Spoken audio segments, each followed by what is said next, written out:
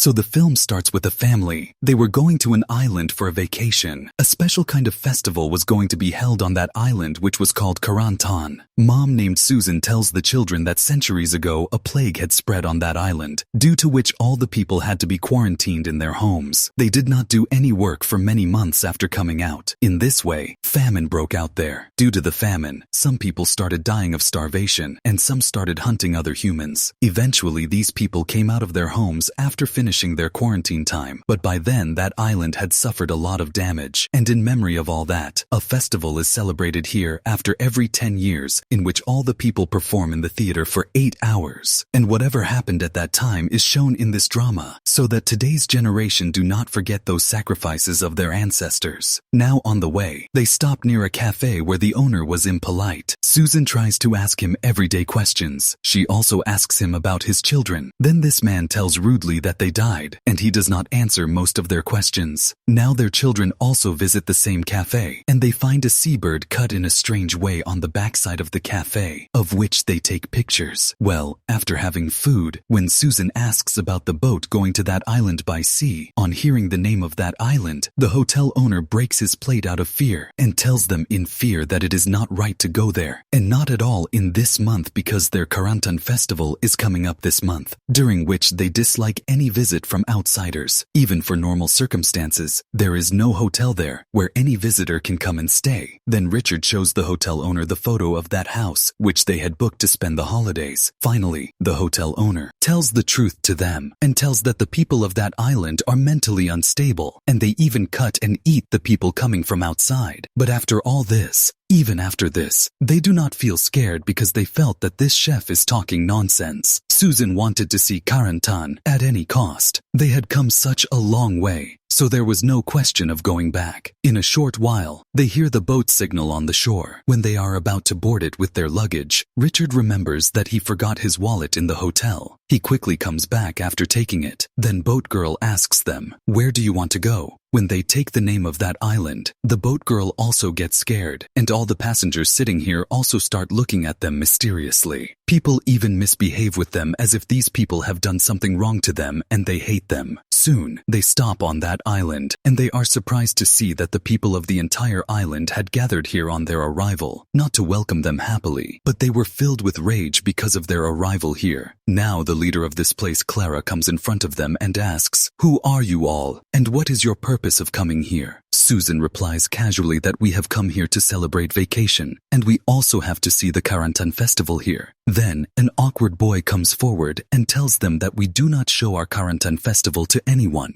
and no one here is happy with their arrival, so it is better that you all go back. But Susan refuses to leave this island and says that I have personal connection with this place, because years ago, English officers who were killed by the islanders, one of them was also Susan's great-grandfather. On hearing this, Clara becomes mad with anger and grabs Susan's collar while coming ahead, and she threatens her that if your life is more important, then leave from here immediately before she causes any harm to Susan. That man comes here who had given his house to Susan's family to live in. Now all the community members start getting angry at this man who had given his house to them to live on rent. That man tells them that the islanders should not have any problem with this, because that house belonged to his mom, and now it is under his name. There is a little argument here, and then Clara warns that man that your guests will stay only for a few days. Finally, they go to their house with this man, where Richards breathes a sigh of relief. Sitting there, that man tells a very scary story that this house belonged to his mom, and the islanders had killed her here, where Richard is sitting at this time. Well, that man leaves from here. They unpack their stuff, and Jessie goes to the washroom to take a bath. She was hearing very strange sounds from the other side of the mirror while taking a bath. But when she went and checked, there was nothing there. Now after a while, they have dinner and go to sleep. At midnight, their eyes open with a strange noise. They all get disturbed. Richard and Susan go outside to check, and they see that the people of the entire island were gathered there. They were wearing strange masks on their faces, wearing big gowns. They were holding torches in their hands. They were scaring them by making weird noises. So,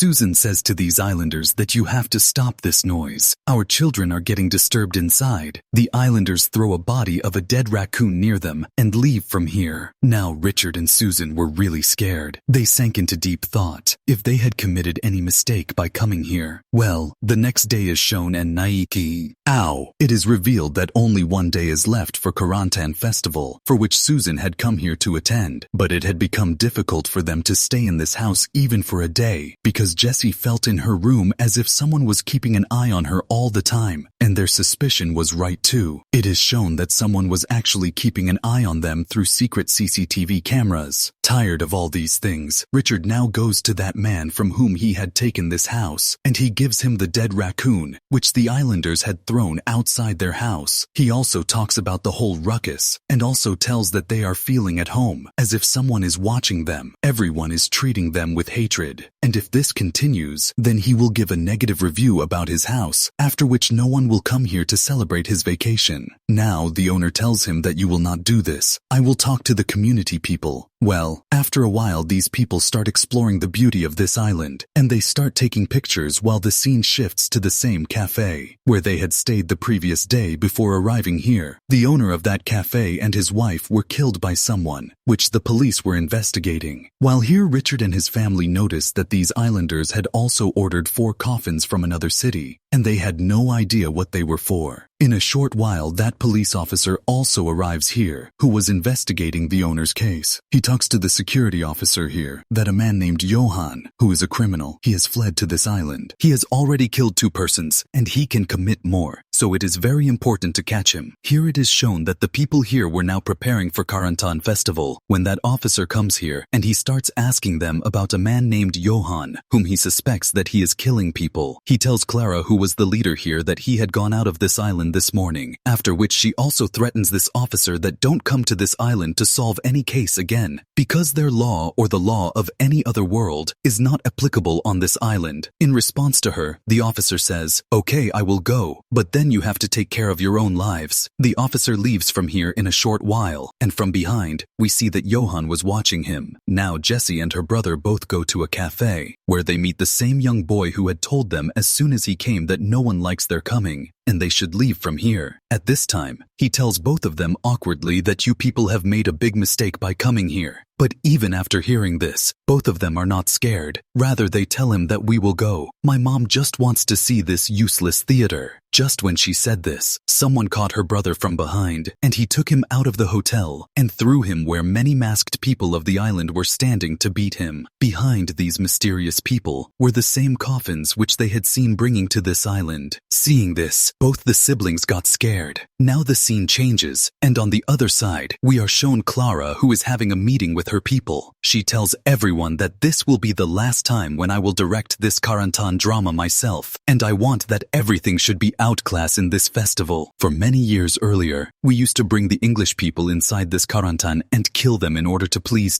he souls of our elders, but then the future generations did not feel it right to kill people. So, we had stopped killing the English people from our Karantän festival. Now luck has come to us itself. When the English people themselves have come to us, then why don't we take advantage of this opportunity and celebrate Karantän festival once again the way we have been celebrating earlier? So now Clara decides that these people will kill the same English family in Karantän and eat them too. All older people agree with Clara, but Clara's own son and all the young people were against this decision. They say that they were supporting Clara till that time they felt that they would only scare the English people, but now, if she has a plan to kill them, then they will not support her. Clara gets angry after listening to them, and she orders that whatever she wants will happen here in Karantän. After this, Clara goes to meet the owner of Susan's family house. She asks him to join her plan, but this man was also not ready to accept her condition. Then she says that you violate one or the other rule of ours every year. You bring people from outside the world and make them stay here and do whatever you want. We forgive you every time with this thought, but now you will have to do something in return for the island and for the kindness us of the people of the island. You will have to support us, and this way this man is trapped in Clara's trick. And finally, the day comes when the Karantän was to start. All the people of the island begin to sit in a ground, moving there, and a strange man wearing a wooden mask starts this whole show by playing a drum. Here we see that the owner of that house comes to that family with a lot of cookies, and he tells them that he has talked to the islanders, and now they themselves want these people, may be a part of Karantän festival, and come to see their tradition. But whatever happened yesterday, these people were a little scared, so they say that we cannot waste 8 hours. We are going for swimming at this time. We will come only to see the climax of Karantän. So, that owner of the house now leaves those cookies at their house. Here the show also starts, in which it is showing how the people of Ireland got the news of the plague, due to which they isolated themselves in their homes, trusting the army of England, who was supposed to tell them that the plague was over. But that army deceived them. These people remained locked in their homes for months, due to which their crops were destroyed outside. Famine broke out here. Locked people in the homes started dying of hunger, and some people started killing and eating other people to stay alive. When the condition of the island worsened so much, they violated the lockdown, and everyone came out of their homes. They realized that the plague had ended long ago, and the English people did not even tell them. That is why they attacked the English army as soon as they came out. The scene changes, and on the other side we were shown Susan's family. When they returned home, they saw their owners brought cookies kept on the dining table, which they started eating happily. And in a short while they fainted because medicine contained sedative. It is revealed that the owner was watching all this, having installed the CCTV cameras himself. Seeing them unconscious, he quickly comes to their house. First of all, he takes Susan and lies on her bed and lies down with her. Before he could do anything else, everyone comes and stands there. And it is revealed that they had just pretended of eating cookies. These people were still conscious, and suddenly, with the knives in their hands, they attack this man together and kill him by stabbing him repeatedly. And from here the scene goes into flashback, and we